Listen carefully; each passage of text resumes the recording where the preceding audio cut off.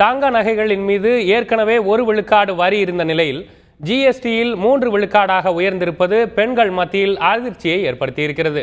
நாடு முழுவதும் ஜிஎஸ்டி எனப்படும் சரக்கு மற்றும் சேவை வரி நேற்று இரவு முதல் அமலுக்கு வந்தது.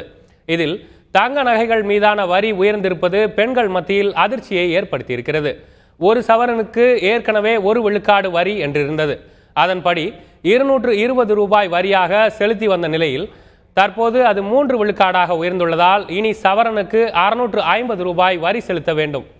நகை கடைகள் நிறைந்துள்ள சென்னை தியாகராய நகரில் நகை வாங்க வந்த பெண்கள் இதனால் தங்களுக்கு பெரும் பாதிப்பு ஏற்படும் என்பதனால் இதனை குறைக்க வேண்டும் என கூறினர். 1% இருந்துச்சு, இப்போ பார்த்தா 3% இருக்கு. ஸோ ஆப்வியஸ்லி கஸ்டமருக்கு பெரிய அவங்களுக்கு ஒரு பாரமான விஷயம் தானே. இப்போ பார்த்தீங்கன்னா லாஸ்ட் டைமில் 220%, அதாவது 220 தான் இருந்தது 1%. பட் இப்போ 650 ஆயிருக்கு. ஸோ இவ்வளோ இன்க்ரீஸ் ஆன உடனே எங்களுக்கு ரொம்ப கஷ்டப்படுற ஃபேமிலியெல்லாம் எப்படி இதை அக்செப்ட் பண்ண முடியும்னு எனக்கு தெரியல.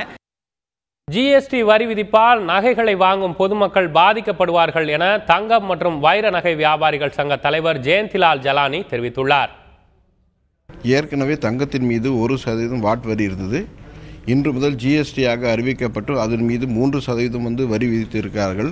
அந்த 3% அப்படின்னு பார்த்தீங்கன்னா ஏற்கனவே ஒரு தோராயமாக நம்ம 22,000 ரூபாய் ஒரு சவரன் என்று எடுத்துக்கொண்டால் ஒரு சவரனுக்கு 220 ரூபா அளவுக்கு வரியாக செலுத்திட்டு வந்தோம். ஆனால் அதே ஒரு சவரனுக்கு இன்று முதல் 660 ரூபாய் வரி செலுத்த வேண்டிய சூழ்நிலை உருவாகி உள்ளது.